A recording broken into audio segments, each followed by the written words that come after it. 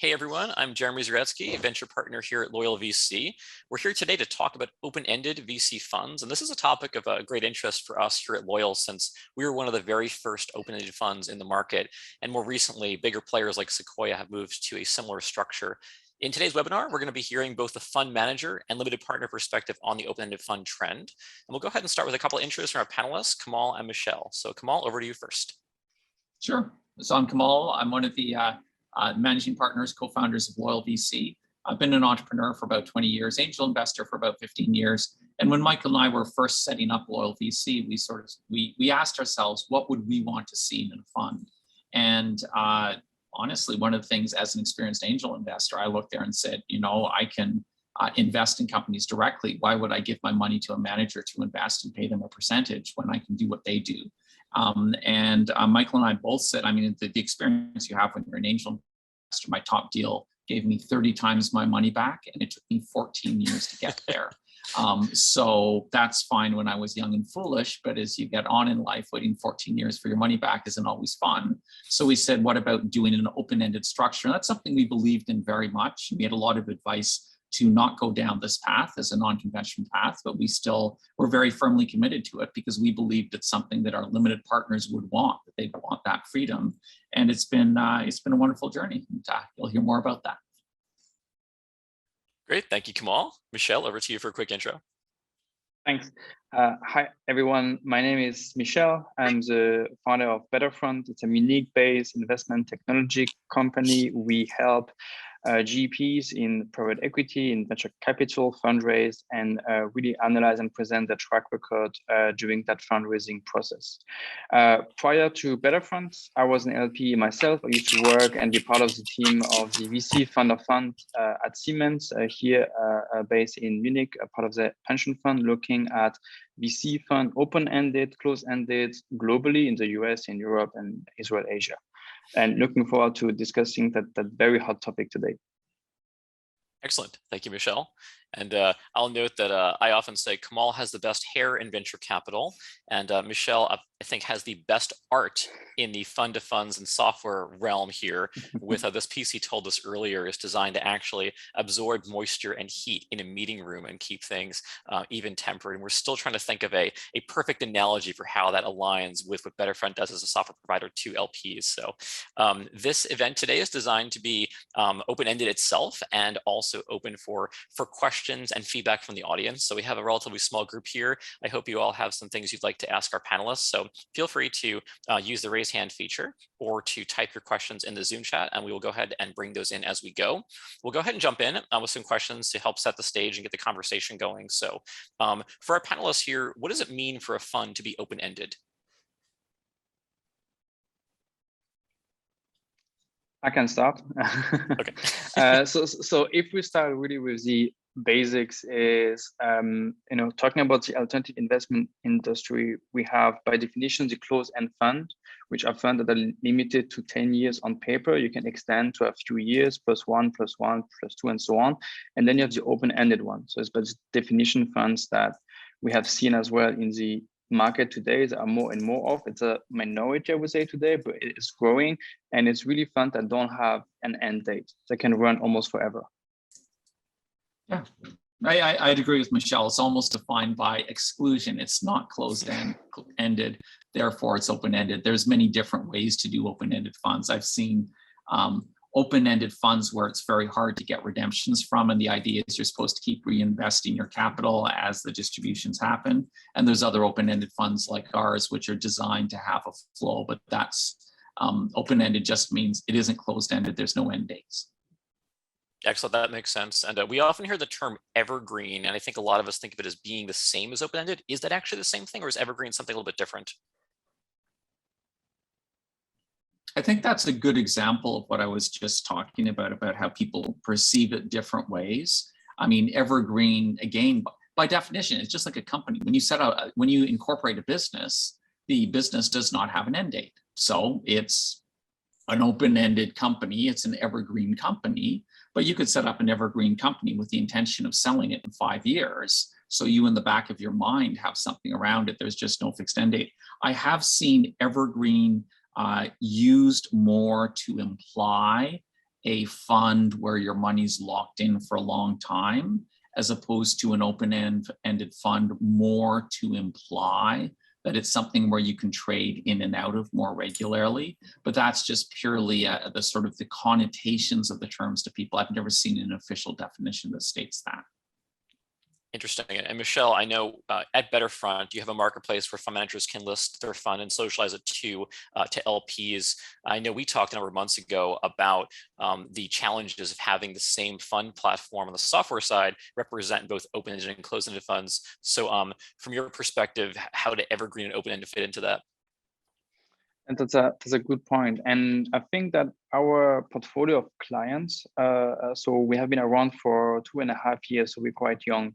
But we already have around 4 billion of euros being fundraised through the platform. And the majority is closed-end fund. We start to see two things happening. One is we have more and more open-end funds, okay, so evergreen funds. Either it's completely evergreen or the mix and a closed end with an evergreen. So we do see really that trend growing. And the second trend that we see a lot also is secondaries, fund secondaries, especially GP-led secondaries of closed-end fund, which I think you can think of both trends as being one overall, trend around liquidity for private market in general. Very interesting. That makes sense. We'll talk more about continuation funds and secondaries in a moment. What are some of the better known funds that have adopted the open-ended structure? We talked obviously about Loyal VC. We talked a little bit about Sequoia. Are there any others that come to mind right now? I think the most known one is definitely Sequoia. Back in my LP time, we would see something like 500 funds a year, and we maybe had 10 that were open-ended funds. So it's very small. We didn't have any big names doing it back then, and back then was 5 years ago. I think that today it has changed. Sequoia definitely is a big name. People want to follow them. So it's kind of the exception here. We see things changing. However, we either are working with or are in discussion with firms that are about to fundraise. And we have that evergreen topic coming more and more often on our table. And either, like I said before, they want to do only an evergreen, or they are doing both funds at the same time for different reasons, for different purposes. But we see that topic of evergreen fund really being more at least discussed on the GP side right now. That's really interesting. It's probably worth mentioning that for people like pension plans, one of the challenges with the closed-ended fund, and as an individual, you don't think about it. You say, I'm locked in, how do I get my money back? Mm-hmm. For a pension plan, they have to, their liabilities are sort of 20, 30-year liabilities. And the fact that a closed-ended fund gives them back money at the end of 10 years is a problem, because then they have to find somewhere to reallocate that money. So in many ways, being able to leave in longer than 10 years is actually good for some of these pension clients.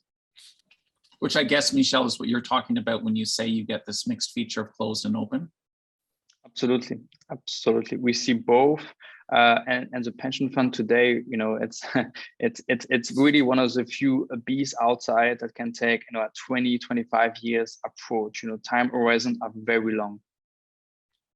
It's very interesting. And when you think about pension plans, they will typically have new inflows of capital from either their withholding from employees' paychecks or from their kind of match or kind of synthetic match they're doing for their beneficiaries. That's going to result in either a monthly or quarterly inflow of capital. So they've got money constantly coming in, and then they have this periodic need to become liquid and be able to disperse that as people are in the retirement and outflow stage. So it's interesting to think about that. And they also tend to be so large that they can really only be allocating to very large vehicles like a Sequoia.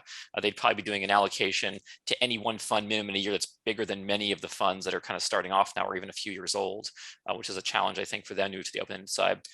Both of you mentioned the same funds or same fund managers offering both an open and a closed-ended structure. How does that work? How do you have two of those? Are they the same set of assets that are just essentially securitized in different ways? Or how does that work to have both those at the same time? So in the case that we work with, and right now our pipeline, I think open-ended fund is maybe 10% of our pipeline right now. And the one that we are working with is really about, it's two different products. It's not mixed into one structure, because I think that legally that will be very hard to actually do. It's really two different products, which again is part of a trend that we see at Betterfront, that GPs are offering different products. The industry today is so large. We in private equity, we have almost more than $5 trillion in AUM. So the amount of product being offered, it's really more than we just closed-ended funds at that point. And so when they go to market to the LPs, they really offer two distinct products, maybe sometimes to different type of people, and I think according to the GP, you can have different rules, right? You can invest in one if you invest in the other, or you only invest or you must invest in both. I think it really depending on the GP, but I haven't seen both structure into one, at least not for now. Oh, it's worth mentioning that this open-ended structure is quite old. I met I think the stats, I'm shocked actually, Michel, it's actually very encouraging for us to hear that about 10% of the people coming to you now are open-ended funds, because the stats we saw is in the past 20 years, there have been something like 200 open-ended funds, which is less than 1% of all funds.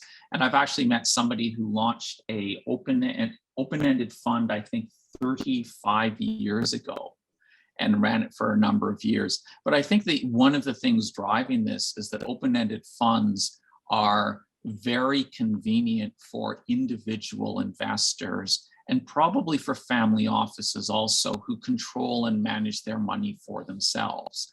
I think what happens is that the whole venture industry, the largest investor in venture funds are institutional investors, often pension plans. And the whole structure of venture capital has been designed, the funds have been designed for the convenience of those investors for the pension plans. So for instance, you have a capital call structure, which is, of course, if I have a pension plan, I have money coming in every year, and I like to give you money every year, and I have predictable money coming in every year. But when you say to an individual, you have to make an allocation of $1 million to a fund right now, but by the way, I only want 300,000 this year.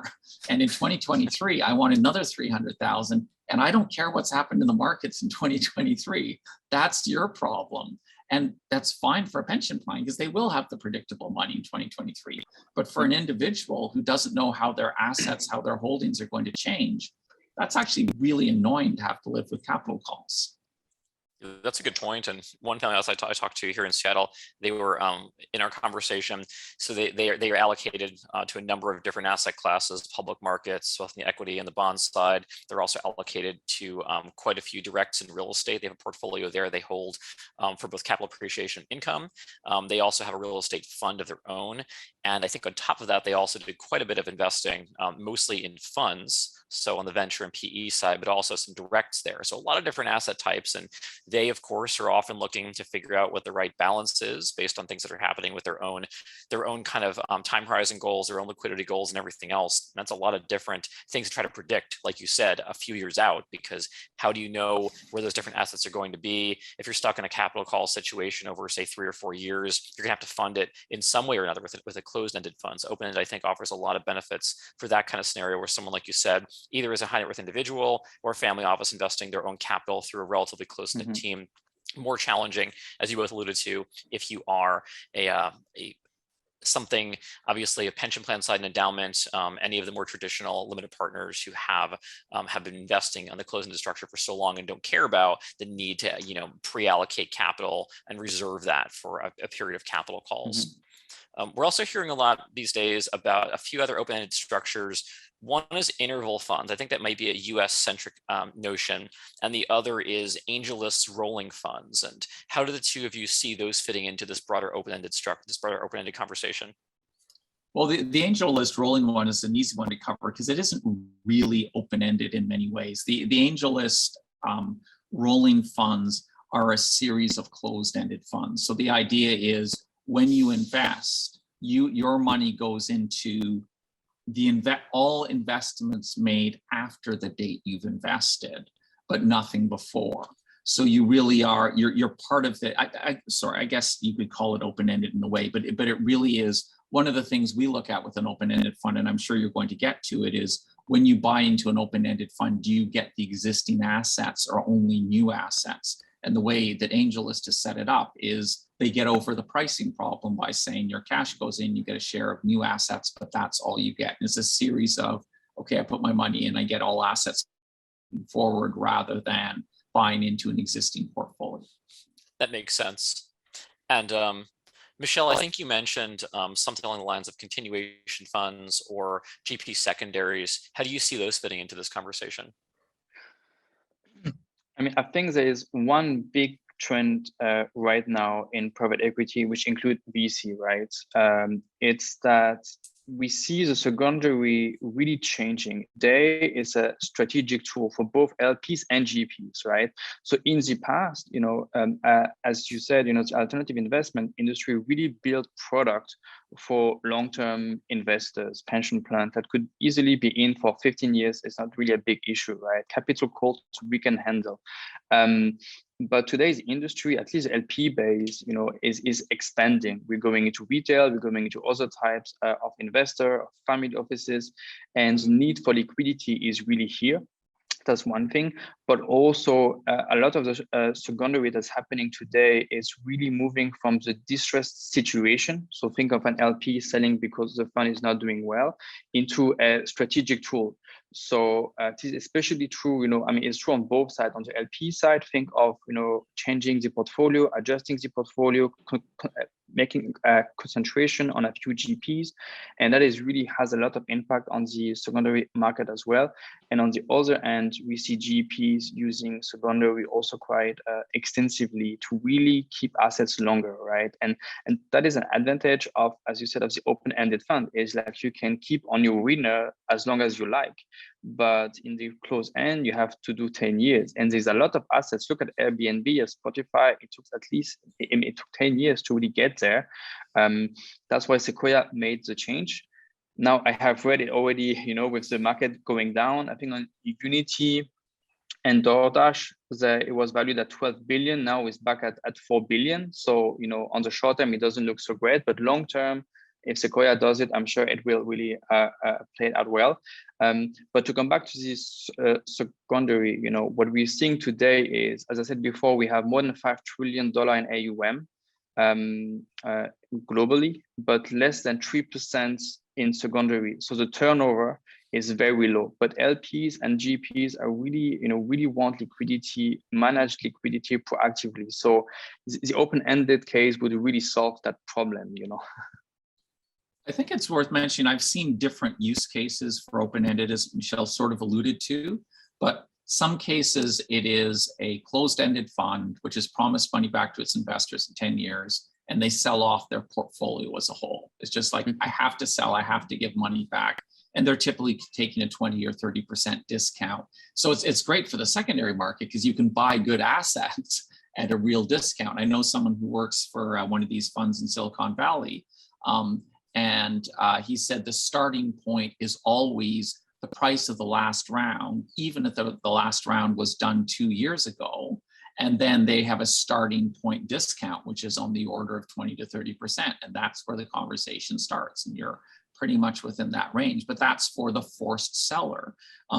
You also see the other extreme. You see there's a thriving secondary market again, started originally in Silicon Valley, of people who want to get secondaries in these famous companies. I want to buy into Spotify or whatever it is, may not be listed publicly, but I, as a high net worth investor, want to buy into Spotify. How do I do it? I go to these sort of marketplaces where I can acquire shares in these individual companies and get into them before they list. So we sort of see that, and there, again, there is a discount, but there's less of a discount because it's really, there's buyers and sellers. There's sellers who are the holders of the company shares today. There's buyers who are people who want to buy into the Spotify. And these people in the middle really just take a percentage to do the trade. It's just like, I'll find you a buyer for your shares for 5% or whatever it is of the money you make.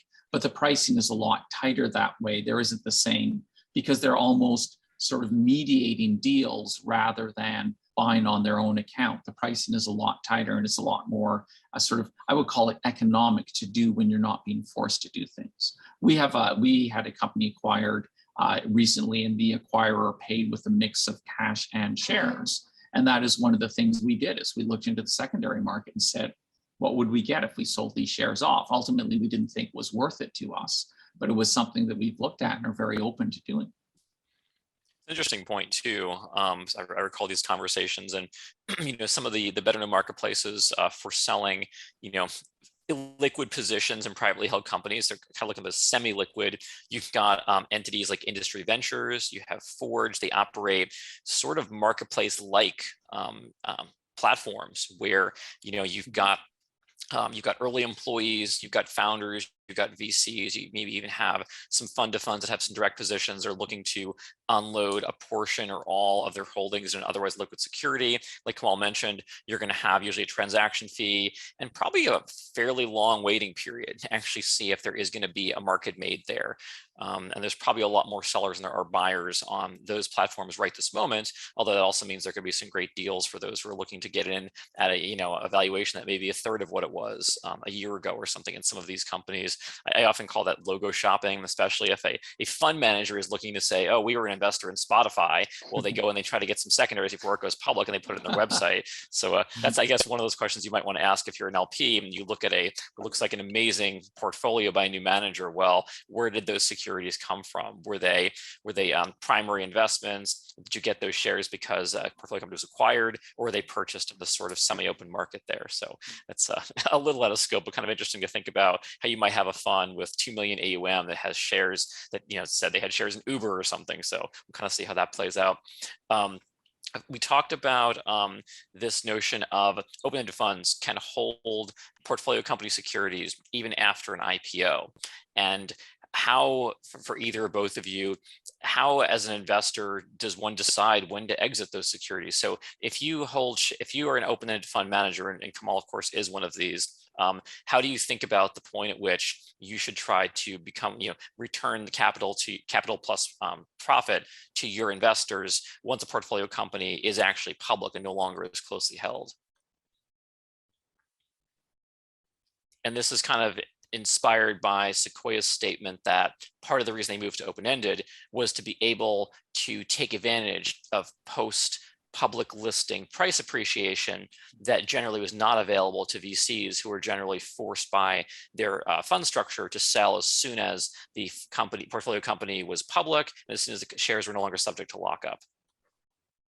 So I'm a venture investor, and I'm very, very comfortable in the private markets, where I can trade. I mean, it is legal for me to have, most of what I do would be called insider trading on public markets. I have inside knowledge, inside access to information nobody else does. And I also am often in a thin market where we're in a preferential position bidding for the shares of that company. So when you start asking me questions about what strategy should I follow with public market shares, I get really uncomfortable, because I shouldn't have inside knowledge of a public market company, other than, of course, I've got years of experience with them before they go public. So I do have the history that not everyone else has.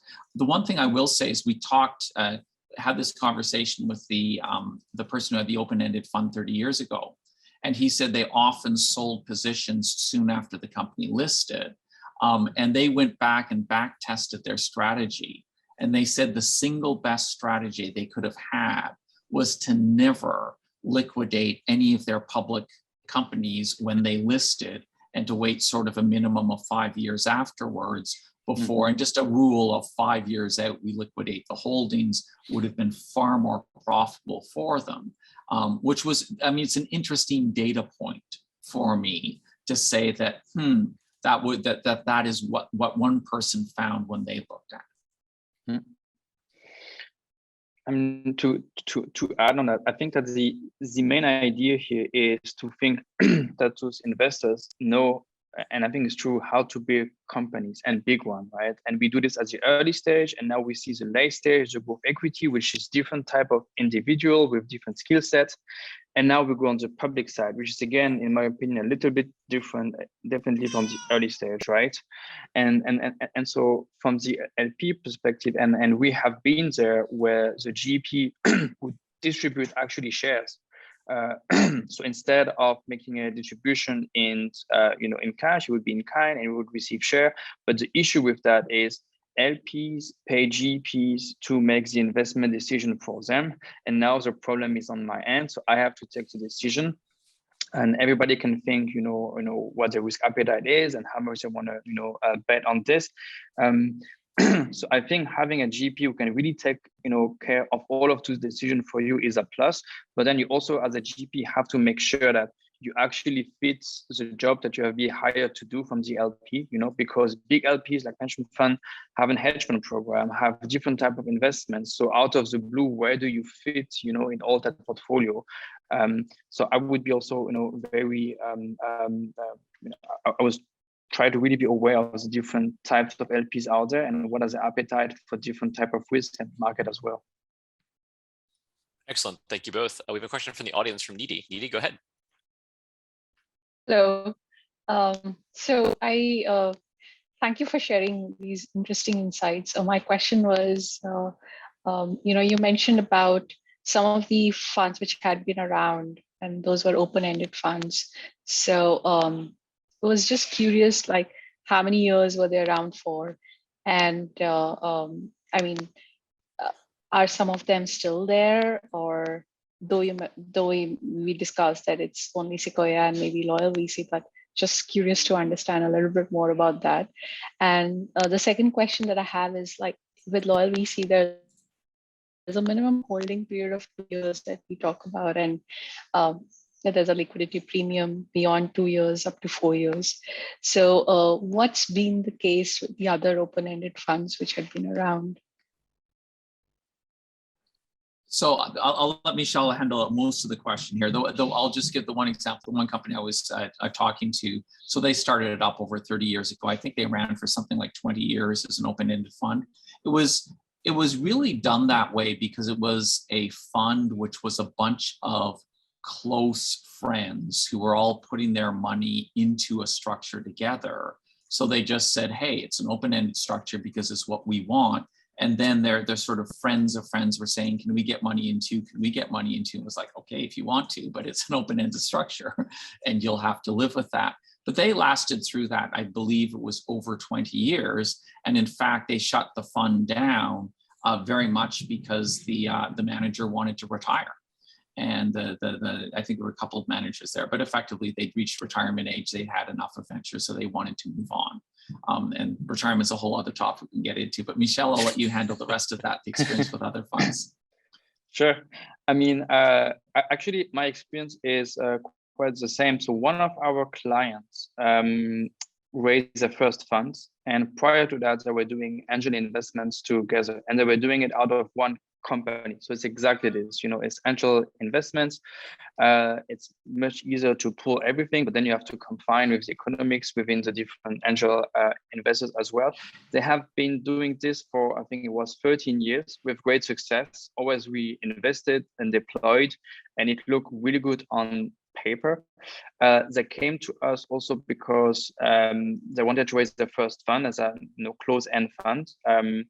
And what we had to do is, we basically, one of the main challenge when you do that transition, if you want to move from, open to close, is you have to make sure that the LPs that you're targeting can actually compare you with the rest of the market. So basically have a track record based on vintage that could then compare with the other GPs out there. So that was one thing. And then the other case that we see actually of open-ended funds is, I would say, these are type of family offices or industrial corporates that really try to invest, but without having, to constantly go and fundraise as well. So, and those ones have been around for a longer period than 13 years. But what I've seen is over the last 3 years, you have more and more of those coming as well. Especially the founders that have exited businesses and want to invest, that's the first thing that they do. Okay. In terms of the lock-in periods, Needy, as you mentioned, Loyal has, I a 2-year lock-in period, which can be waived by the GP should we choose. I mean, we've got a couple of investors in our fund who are actually in their 80s, and that was one of the questions they had is, you know, I'm investing, I'm in my 80s right now. What happens if something happens to me? And they said, look, if you pass on, your estate has the fund, we're happy to waive that hold period for liquidation by the estate. It's not a big deal. But we also do charge a premium for people who trade out in less than 4 years. Really, in our case, we're trying to ensure that people who are investing in our fund don't have a short-term mindset.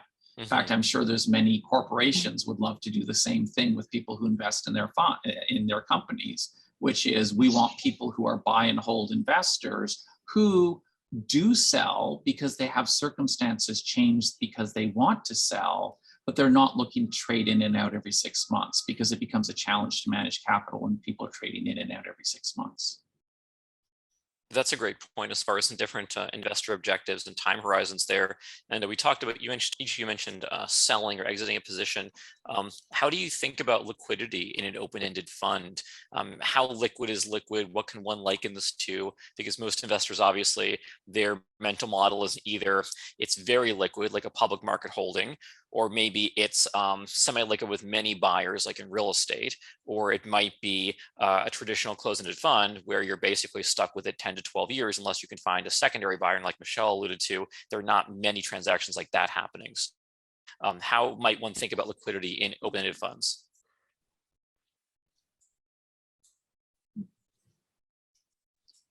Well, so one way to think about liquidity is, apparently the structure we use is very common, for instance, in the hedge fund business. And as you say, there's typically people think of illiquid assets and liquid assets, but there is a whole range of assets in between which have partial liquidity with asterisks on it. Now, Loyal, we've had, I guess, three investors so far who have traded out from the fund, and in all 3 cases, the order was filled 100% at the market rate. But that's because most of the investors are in there for the long term. We only have a few trading out, and when those few trade out, it's very easy to handle. We are also very, very conscious to respond to market signals in our pricing. So, for instance, back in March of 2020, when we had the price, we sit down with their LP advisory committee. It's a group of the LPs who look over all the pricing before we announce it. And they aren't governance, they just give feedback.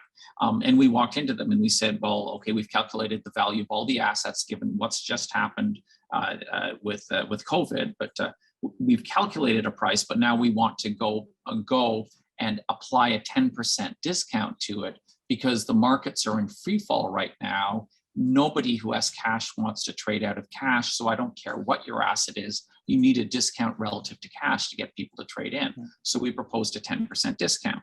It was actually interesting because around the table, the LPs all said, no, why are you doing that? Why would you mark the price down? The value is there. And then we said, okay, well, look, around the table, how many of you would put more money into the fund today, right now at this price? And all the hands stayed down. And then we said, all right, with a 10% discount, would anyone here like to buy in?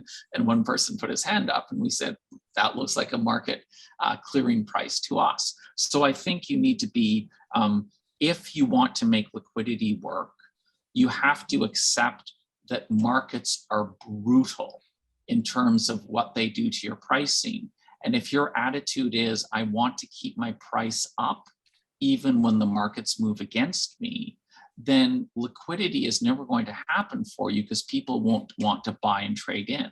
But if you are willing to accept there's a sort of tyranny of market pricing and you mark to where things would clear no matter what, then you can offer liquidity because then you'll be, I think that's one of the challenges for many fund managers is they want to control their price and they don't want to react to the markets. And if you don't want to react to the markets, then you can't really get a market clearing price. It's funny, I talked to, I forget if it was a fund manager or a fund of funds manager last year, I think it was, and just talking about open versus closed-ended. And this particular person who's been very successful had said they have no desire to ever do open-ended because they essentially want to raise a substantially large fund and then have their investment thesis and mandate and just go and do that and push on that for, initially say 4 years to prove out the investment period, and not really have to worry about this quarter to quarter, year to year demonstration of intermediate returns. So it's a very different mindset for the manager. And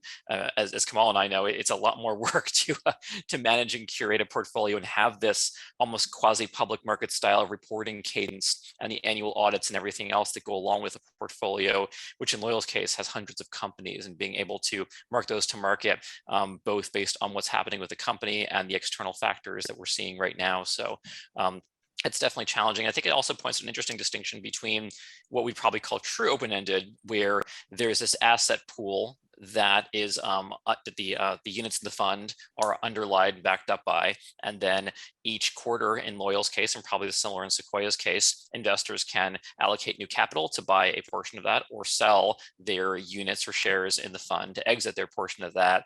As you contrasted earlier with a rolling fund like Angelus product, you essentially have a manager with a certain thesis and mandate, but new capital is going into their investments from that date forward for, say, that following quarter, as opposed to being underlined and backed up by an existing pool of assets. So that kind of gets around the valuation problem, because you're essentially, it's more like a closed-ended fund that just happens to take new money every 3 months. So it's a little bit different. So there are different vehicles that seem like are out there and are, of course, still evolving, because this is obviously an area where there's not that much existing kind of state-of-the-art to refer back to. For Michel, how do you recommend investors compare open-end versus closed-ended funds? And one thing I think one of you mentioned a few minutes ago is that in a closed-ended fund, everything is typically going to be valued at cost basis until some sort of external event happens, like a company is acquired or goes public. In open-ended, theoretically, things are being marked to market more frequently. So how do investors compare IRR versus annualized returns and things like that, since there's different reporting metrics for these different kinds of funds? I think it really depends on the type of LPs that are invested in that fund, right? So we discuss institutional investor, we discuss individual investors, and I think these two are completely different beasts, right? But what is common for both is really one thing is you cannot, at least in my opinion, compare open-ended with closed-ended. So the reason is liquidity, right? It's, at least if you believe what academia says, is every investors will pay a premium for, or they're expecting a premium on the return because of the illiquidity risk that they are taking. Pension fund basically is fine for them, right? But individual investor, it's a huge risk really, because the profile is so different from a pension fund or insurance and so on. So for me, if you really compare a closed end with an open end, actually, if the performance is, let's say, the same, on an IR or TDPI base, then you have to assume, at least in theory, that the open-ended one is less risky, because you can actually sell, right? And that's really the big thing right here. And Kamal, you just said that if someone wants to sell before, after 2 years or 4 years, they will have to pay a little bit more. That's, in my opinion, actually totally fine, because if they were in a closed-end fund, first, according to the ticket size of the commitment size, they will not be able to sell at all. Pricing is not even important if you cannot sell in the first place, because no advisors or placement agent will ever consider you if you are below a certain threshold, which usually is like 10 million. If you're like 5 million, they can work it out. But if you are an individual investor or family office that put $500,000 into a fund and you need liquidity for whatever reason, there's almost no opportunity to really actually do this, except the GP really spend a lot of time. But again, if it's a GP with millions AUM and you are a small one, the amount of time and effort to put in, so really there's a lot of risk associated with that, which I think that you have to take into account when you compare both funds. Open-ended is, of course, there's different structures and fees and so on, but you always have the option to sell. So when I would compare both, I would always keep in mind that, yes, I'm buying different products. Return are usually good on both ends. I don't think there's a big difference in terms of return. It's more important to focus on other things like the track record or the GP or the location or the strategy than just looking at the structure of the fund. But really, in my opinion, the risk should be at least considered lower on the open-ended funds. I would say, talking about pricing on closed-ended versus open-ended funds, there's a couple of structural things in the industry right now, which I believe are inflating price returns for closed-ended funds. It's interesting to talk to somebody who's been in private equity for over 10 years about investing in our fund, and he said, I'd never invest in a fund, any open-ended fund, because your prices are always going to be inflated, assuming that the standard rules, that we apply the standard rules. And look, the standard rules are that you leave an investment at cost unless the company is impaired. And then the second thing is, when there's a follow-on investment, you tend to mark up to the price of the follow-on investment. Now, superficially, both of those sound like they're good, sensible things. But the thing is, when you mark up to the price of the follow-on investment, and we've had to deal with this recently with one company, we received common shares in a company.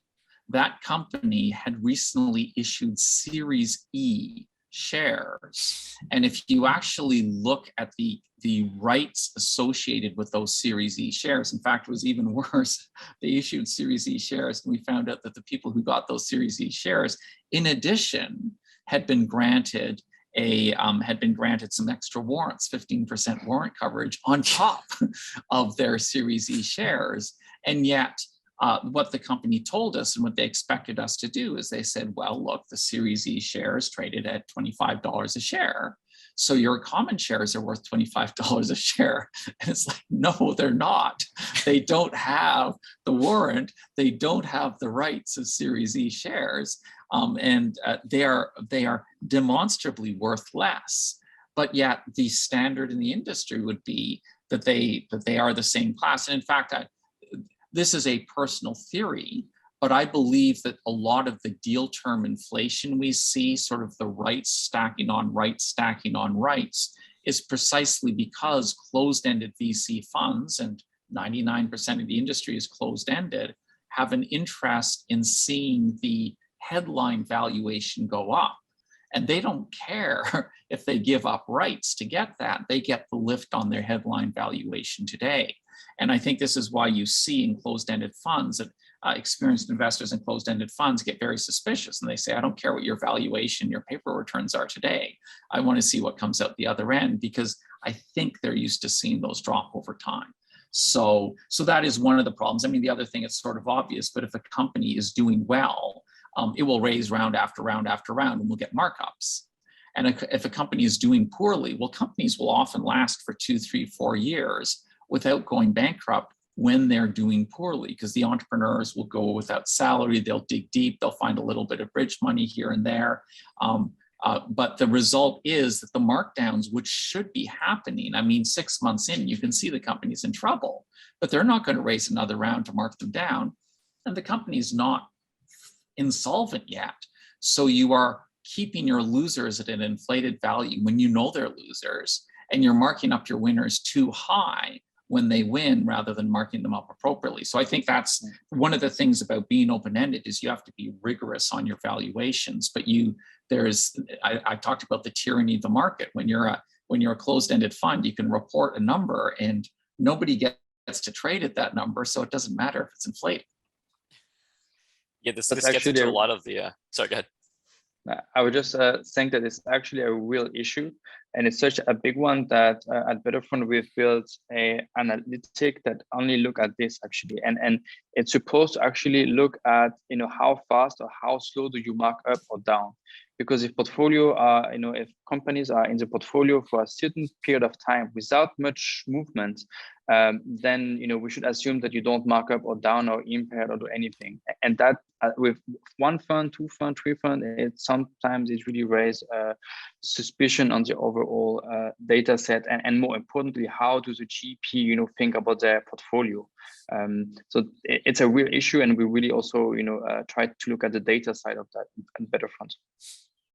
Yeah, this is very interesting. One of our valuation principles at Loyal is that if a company we look at the amount of time that has elapsed since the most recent round led by Loyal or a third-party investor, and then what has materialized since that investment actually occurred. Did the company continue to hit milestones and make other meaningful referenceable progress, or are things basically static since then? And that's one of the factors we look at in determining whether or not to hold or to potentially mark down that company's current valuation based on how much time has elapsed. And of course, there's a lot of other factors that go into it.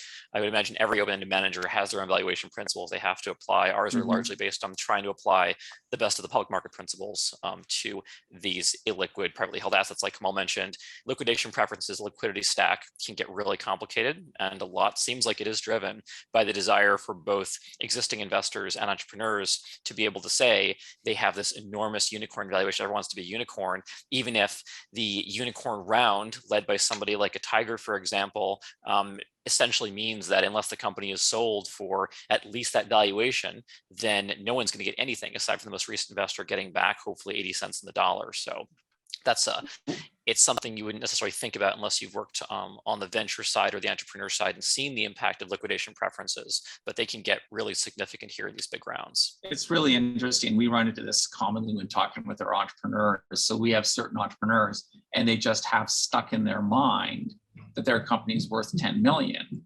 And we know we can give them a 10 million valuation by doing preferred shares with certain terms in there, which give us all sorts of protection. I mean, I can write terms to sort of give me amazing economic benefit by investing at a 10 million valuation in a company, which is really only worth $1 million. It just all comes down to inventive writing of terms. But we don't like to do that because it's taking advantage of the lack of sophistication of the founders, but it's a really tough conversation because they have in their mind, I'm a $10 million company. And if you're trying to say, look, you're a $5 million company in common shares, but of course, with these extra deal terms, we can inflate you up. It's just really tough because they're stuck in their mind. They look at that number and they do not think about the deal terms. They do not think about this capital stack that you're mentioning, Jeremy. They do not think about the fact that, I mean, I've met face-to-face one entrepreneur whose company was acquired for $50 million after 6 or 7 years of growth, and he did not receive a penny from that acquisition. Founder, large shareholder. I mean, he had something like, I don't know, 15, 20% of the shares, and he didn't receive a penny from a $50 million acquisition because of the deal terms and not understanding the impact of those deal terms when he actually gets money back. Actually, I'm curious, Michel, I don't know to what extent you see this, but having a European on here is really interesting because we see that it seems to be much more acceptable to do common share investing in Europe than it is in North America, but I'm not sure what you see of that. Do you see many deals done in common shares, or you don't touch that side of the market as much? So we look into the data set of the GP that we work with. We try to understand what transaction do they do. Do they do mostly equity? Is it convertible? There's not really safe in Europe, but there's something similar to it. Very often they get preferred share, but where you're right is how does the value is a completely other question, right?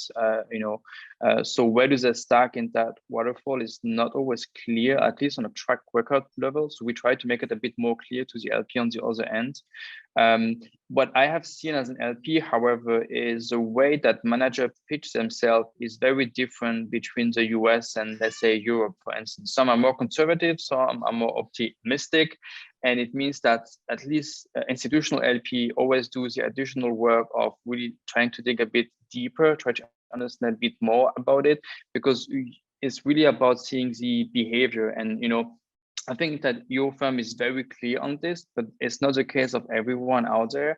We have seen, for instance, markup of audited markup in audited account based on a term sheet received, right? Which is, it's fine, but term sheet is just a term sheet. It's not really, it's a different thing. We have seen, for instance, changing the valuation methodology just before you go and fundraise, so now we use a DCF just because it's give us a bit of a push, right? So all of this signal is also what we try, to make GP understand, or at least present in a good light, and LP to look at it in the right way as well. It's really interesting, and brings me to a question that I think we'll start with Kamal on. So as an LP investing in an open-ended fund, how should investors think about market timing? Should they look at tools like dollar cost averaging? Because obviously in closed-ended, you essentially agree to invest a certain amount, you agree to an allocation in writing, there'll be capital calls over 3 to 4 years. So there's not a lot of decisions to make after that point. But as an investor in an open-ended fund, what are some of the things one might look at to decide, does one seek to have something like a synthetic capital call structure? Do you put all the money in now? Do you dollar cost average? What are some of the ways you'd approach that? Well, the first thing to be aware of, if you're in an open-ended fund like ours, I mean, it's a lot like buying shares in Mercedes. When you buy shares in Mercedes, you have a piece of all their existing factories plus a piece of the new factories they may build afterwards, but you're getting a piece of everything, and the price includes the value of the assets which are already there. I think so. You can just come in and write one check, and that money will automatically be diversified by time, by vintage over time, because as new people buy in, you are diluted down, but you are continually from your first checks. When someone invests in our fund today, some of that money is they're going to put money into a fund which made investments in 2018, 2019, 2020, 21, 2022, 23, 24. So every year investments are happening from that one thing.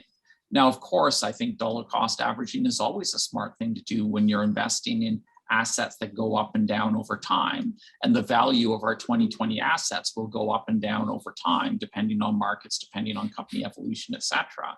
So I think dollar cost averaging is a good thing, but the interesting thing is writing a single check into our fund is going to result in you holding an asset which continues to holding a pool of assets which is actually invested across time. So it's a very hard thing to wrap your head around when you're used to traditional closed-ended funds.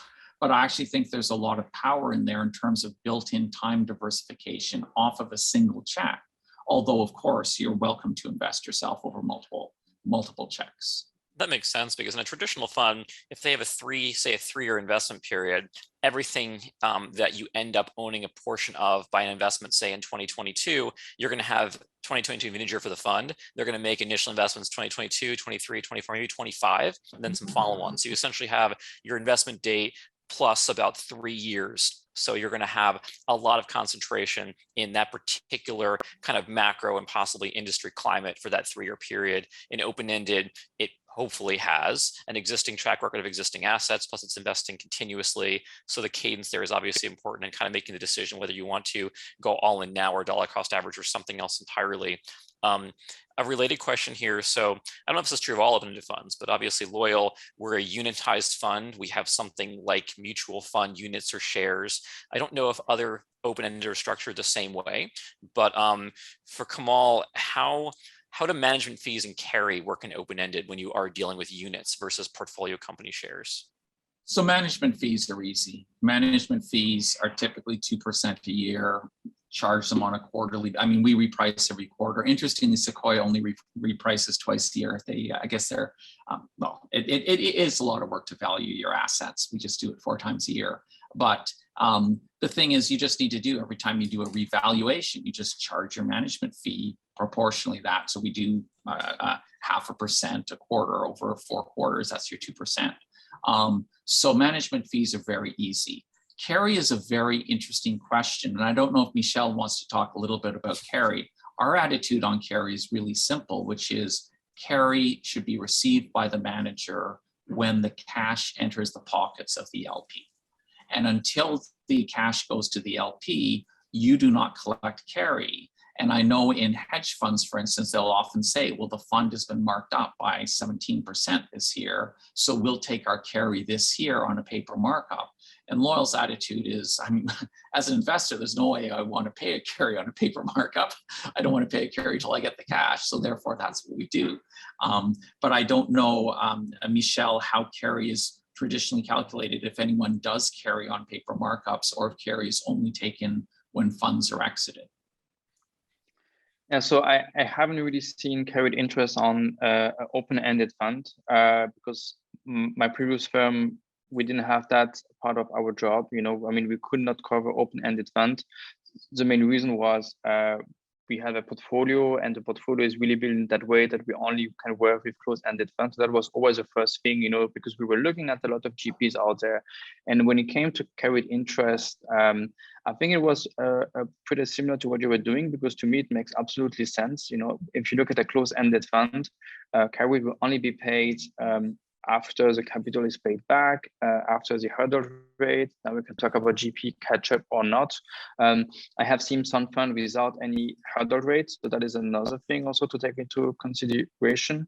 And then there's also, and I don't know if that's something that's also happening, you know, on the open-ended side, but on the closed-end side, what is more and more common out there, even for first-time GP, is having a startup carried interest. So after a certain threshold of DPI, the carried interest will then increase. You know, I don't know how that will work on the open-ended side, but in closed-end fund, this is more and more common, which LP have to keep in mind as well.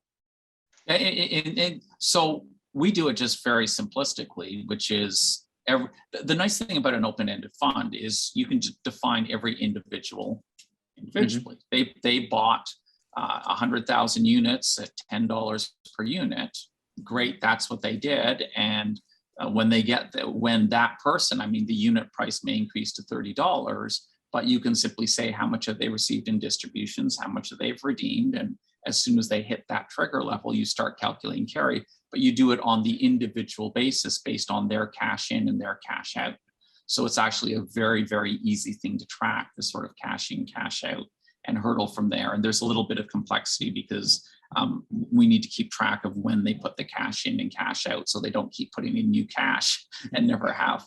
So it's got to be the cash out needs to be associated to when they bought the units, but it's still a fairly conceptually easy thing to track. I mean, to your point, Michel, it gets very hard to track on a fund level. We calculate on an individual level, and it gets very tricky to calculate those things on a fund level because, yeah, but we don't need to. Every investor is an individual investor who buys units, and you can see what their cash in and cash out is. Yeah, it's an excellent point. And it ultimately makes a lot of sense when you actually dig into it. If the fund is unitized or structured as shares versus traditional kind of closed-ended fund units, you can get a sense, obviously, and as both of you alluded to, making sure you understand how the manager calculates that and what the options are at the point that you decide you'd like to sell those shares. We're almost out of time here. So one last question. What are some of the other structural innovations that you're seeing within the VC fund space, other things that are innovative and notable that are worth mentioning? Can start. I think what we are seeing and we'll see more and more is, and you talk about it, is the continuation fund. So when GP decide they want to hold on a few assets a bit longer, it takes time, more than what we expected. But we know if we keep it for 1 or 2 years, we're going to get another 1 or 2x, right? And we have GPs that today that told us we sold it to a PE firm or it went public. And had we keep even a portion of it, it will be there today, right? Because again, it's about building companies and it doesn't stop after the exit. So I think that GP-led, continuation fund, whether they are a single assets or several assets, right, where you will see more and more of those because company takes more time. It's a way of providing an exit to LPs that need it, while for others to really deploy capital as well. Obviously, in an open-ended setting, we don't need that because it's based, it's baked in. So that's why I think it's a great option. But I think that if I'm an institutional investor, I would be looking at GP-led continuation fund. And if I'm a retail investor or individual investor, the next big trend will definitely be open-ended funds because there's a lot of platforms out there that are trying to sell closed-ended funds. I'm thinking of iCapital and all those platforms which really emerge and are growing, and almost 100 billion alone on that one. But wait until some of those wealth advisors or investors realize how illiquid it is and how hard or expensive it is to actually trade out of those positions, while at the same time being removed from the real assets to understand how it's going. So I think if I'm in that category of LPs or individual or maybe family offices, I would be looking into open-ended funds because it really fits what I'm looking for. Excellent. And we're basically out of time here, so we're not going to get to Kamal's feedback, but I want to say thank you again to both of our panelists. And for those in the audience, thank you for being here as well.